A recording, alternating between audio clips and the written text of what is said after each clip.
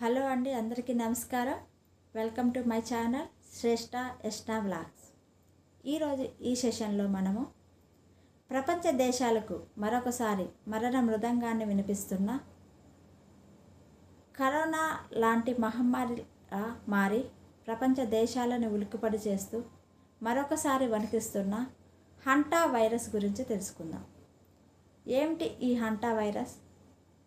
ఏమిటి hanta virus disease అని చూసినట్లయితే, ఈ హంటా వైరస్ అనేది మొట్టమొదటిసారిగా 1978లోని సౌత్ కొరియాలోని డి వాంగ్ లీ అనే శాస్త్రవేత్త హంటా అని నదీ తీర ప్రాంతంలో మొట్టమొదటిసారిగా ఈ లక్షణాలను కలిగిన వ్యక్తులను గుర్తించడం జరిగింది.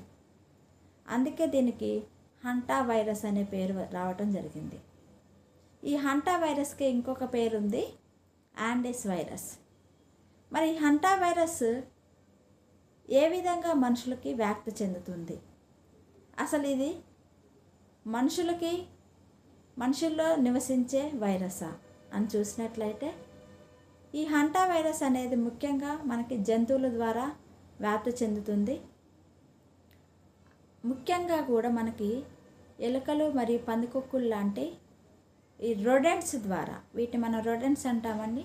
ఈ రొడెంట్స్ ద్వారా మనకి ఈ వైరస్ అనేది మనిషి యొక్క శరీరంలోకి చేరుతుంది. ఈ వైరస్ మనిషి శరీరంలో చేరడానికి 2 మార్గాలు ఉన్నాయండి.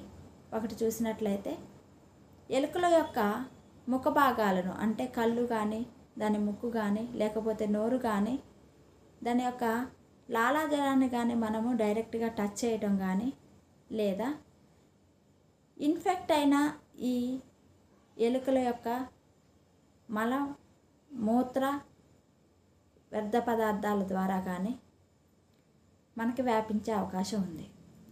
రెండోది వచ్చేసి, ఏవైతే ఇన్ఫెక్ట్ అయిన ర్యాట్స్ ఉన్నాయో అవి జీవించిన స్థలాలు, అంటే అవి ఎక్కువగా తిరిగే ప్రాంతాలని మనము సరైన ప్రికాషన్స్ తీసుకోకుండా క్లీన్ చేసినప్పుడు కూడా ఈ వైరస్ అనేది గాలిలో కలిసి మనం పీల్చే గాలి ద్వారా మన శరీరంలోకి రావటం జరుగుతుంది.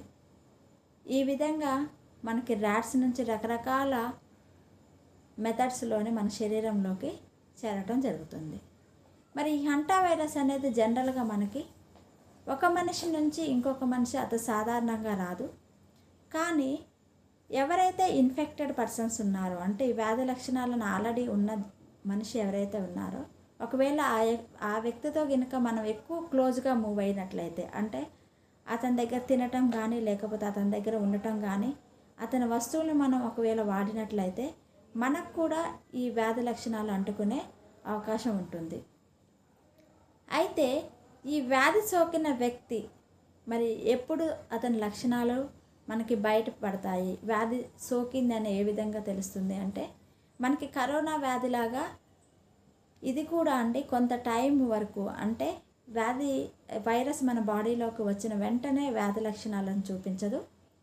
దీనికి కొంత టైం తీసుకుంటుంది. కరోనా అయితే మనకి ఓన్లీ 14 days 15 days టైం తీసుకుంటుంది. కానీ ఈ హంటా వైరస్ అనేది దాదాపుగా 1 నెల నుంచి 2 నెలల కాలం ఇది తన లక్షణాలను బయటపెట్టదు. అంటే ఇది తన లక్షణాలను బయటపెట్టాలి అంటే మనకి 1 నుంచి 2 నెలల కాలం పడుతుంది. ఈ 1 నుంచి 2 నెలల కాలం తర్వాత మనకి కనిపించే లక్షణాలు ఏ విధంగా ఉంటాయంటే, బాగా తరచుగా జ్వరం రావటము, తీవ్రంగా జ్వరం ఉండటము, అదేవిధంగా ఒళ్ళు నొప్పులు, దగ్గు, శ్వాస తీసుకోవటంలోని ఇబ్బంది, అలసట, ఇవన్నీ కూడా చూసినట్లయితే మనకి కరోనా లక్షణాలు లాగే కనిపిస్తాయి. సో ఈ విధమైన లక్షణాలు గినక ఉన్నట్లయితే మనం వెంటనే దాన్ని కంపల్సరీ డాక్టర్ దగ్గరికి వెళ్ళి వారి యొక్క సూచనల పేరుకు కంపల్సరీ టెస్ట్ చేయించుకోవాలి. మరి ఈ వ్యాధిని నిర్ధారించడం ఎలా? ఎందుకు అంటే, మామూలుగా జ్వరము, తలనొప్పి కావచ్చు, అలసట కావచ్చు, లేకపోతే బాడీ పెయిన్స్ కావచ్చు, ఇవన్నీ కూడా మామూలుగా ఫ్లూకి కానీ, లేకపోతే ఇలాంటి కరోనా, లేకపోతే అదర్ డిసీజెస్ కూడా ఇలాంటి లక్షణాలు ఉంటాయి. కానీ ఇది అంటా వైరస్ అని తెలుసుకోవాలి అని అంటే మనం ఎలాంటి టెస్టులు చేయించుకోవాలి అంటే, బ్లడ్ టెస్ట్ ద్వారా, అంటే మనము బ్లడ్ టెస్ట్ చేయించుకోవటం ద్వారా మన బాడీలోకి హంటా వైరస్ చేరిందా లేదా అనేది తెలుసుకోవచ్చు. మరి అదేవిధంగా హంటా వైరస్ వచ్చిన వ్యక్తి ట్రీట్మెంట్ ఏ విధంగా చేయాలి అని చూసినట్లయితే, జనరల్గా ఈ హంటా వైరస్కి ఎలాంటి స్పెసిఫిక్ వ్యాక్సిన్ కానీ లేకపోతే స్పెసిఫిక్ ట్రీట్మెంట్ కానీ లేదు. కానీ ఎవరైతే ఈ హంటా వైరస్ వ్యాధి లక్షణాలు ఉన్నాయో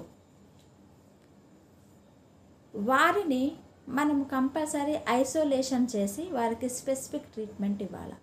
ఇక్కడ స్పెసిఫిక్ ట్రీట్మెంట్ అంటే మనం కరోనాలో ఎటువంటి ట్రీట్మెంట్ తీసుకున్నామో, అంటే ఆక్సిజన్ ట్రీట్మెంట్ కానీ, థెరపీ కానీ, లేకపోతే మెకానికల్ వెంటిలేషన్ కానీ అండ్ బ్రీతింగ్ థెరపీ కానీ ఇలాంటివి మనం చేయాలి. ఎందుకంటే మన బ్రీతింగ్ ప్రాబ్లం వలన మన బాడీలోని అన్ని ఆర్గాన్కి సరిగా ఆక్సిజన్ అందక ఆర్గాన్ ఫెయిల్యూర్ అయ్యే అవకాశం ఉంది. కాబట్టి వారికి ఆర్టిఫిషియల్గా ఆక్సిజన్ అందించటము చాలా ముఖ్యము. అయితే దీనికి డైరెక్ట్ ట్రీట్మెంట్ లేకపోయినప్పటికీ డాక్టర్స్ మాత్రానికి మనకి యాంటీవైరల్ డ్రగ్స్, అంటే వైరస్కు సంబంధించిన డ్రగ్స్, యాంటీవైరల్ డ్రగ్స్, పర్టికులర్గా రిబారిరిన్ అనే మెడిసిన్ మనం వాడవచ్చు. ఇది కూడా డాక్టర్ సలహా మేరకు మాత్రమే. అయితే మనం ట్రీట్మెంట్ తీసుకున్నప్పటికీ కూడా ఈ రికవరీ రేటు చాలా స్లోగా ఉంటుందండి. ఎందుకంటే మెయిన్గా ఇది మన లంగ్స్ మీద ఎఫెక్ట్ చేస్తుంది కాబట్టి రికవరీ చాలా స్లోగా ఉంటుంది. అలాగే ఆ రికవరీ అయ్యేంత వరకు మన బాడీ చాలా అలసిపోయినట్టుగా అలసటగా ఉంటుంది. అలాగే శ్వాస సంబంధ డిఫికల్టీస్ కూడా ఉంటాయి, అంటే బ్రీతింగ్ తీసుకోవడంలో డిఫికల్టీస్ కూడా మనకి కనిపిస్తూ ఉంటాయి. ఎప్పటి వరకు అంటే మనం పూర్తిగా క్యూర్ అయ్యాం. ఈ క్యూరింగ్ కోసం కూడా మనకి దాదాపుగా 1 వీక్ నుంచి 2 వీక్స్ పట్టే అవకాశం ఉంటుంది. అయితే మరి దీన్ని ఎలా నివారించాలి? ఎందుకంటే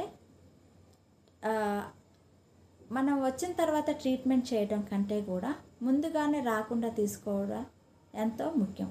సో మరి ఎలాంటి జాగ్రత్తలు తీసుకోవాలి, ఏ విధంగా నివారించుకోవాలని చూసినట్లయితే, మనం డైరెక్ట్గా ఎప్పుడు కూడా ఎలకల్ని ముట్టుకోవడం చేయకూడదు. అంటే పొరపాటున కూడా మనము వాటి యొక్క నోటి భాగాలని, ముఖ్యంగా కళ్ళు కానీ లేదా ముక్కు కానీ లేకపోతే నోటి భాగాలని మనం ముట్టుకోకుండా జాగ్రత్త పడాలి.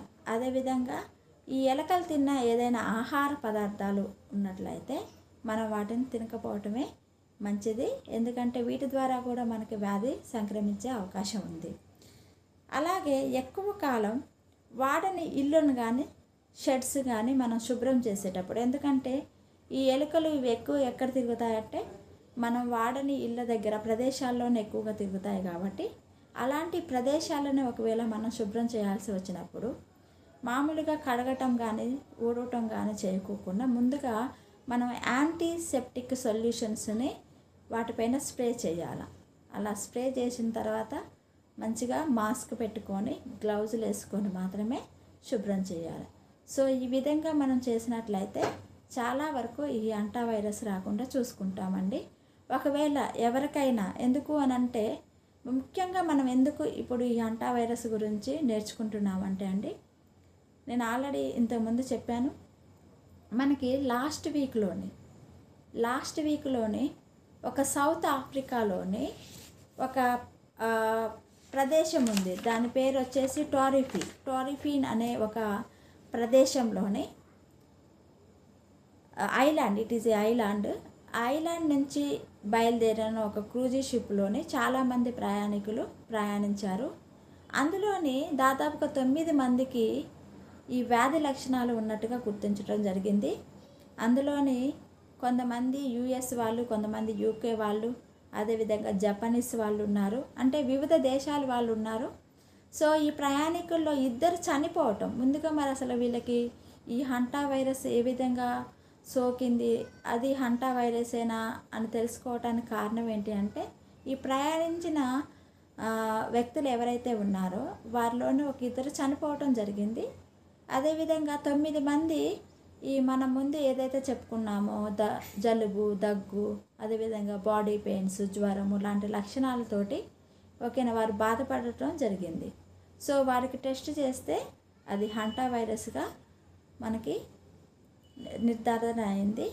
కాబట్టి ఎవరైతే ఒకవేళ పొరపాటున మీకు కూడా ఇలాంటి ఏమైనా లక్షణాలు ఉంటే ఓకే, మీరు లేట్ చేయకోకుండా డాక్టర్ని సంప్రదించి టెస్టులు చేయించుకోవడం చాలా ముఖ్యమండి. సో ఈ సెషన్లోని మీరు ఈ హంటా వైరస్ గురించి తెలుసుకున్నారని నేను ఆశిస్తున్నాను. మీకు నచ్చినట్లయితే, ఈ వీడియో నచ్చినట్లయితే లైక్ చేసి సబ్స్క్రైబ్ చేయండి. థ్యాంక్ యూ అండి.